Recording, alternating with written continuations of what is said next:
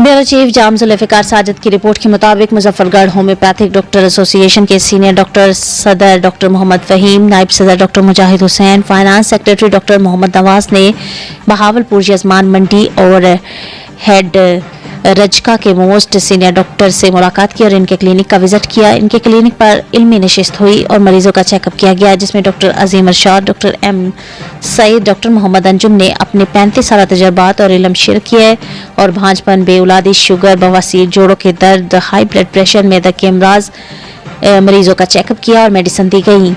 MHTA सदर doctor Mohammad Faheem ने कहा कि पूरे पाकिस्तान में हर सिटी और गांव में होम्योपैथिक डॉक्टर्स दुखी इंसानियत की खिदमत कर रहे हैं। मोस्ट सीनियर डॉक्टर्स से मिलकर बहुत खुशी हुई है। उन्होंने अपने तजर्बात और इल्म शेयर किया और कमाल मेहमान नवाजी की।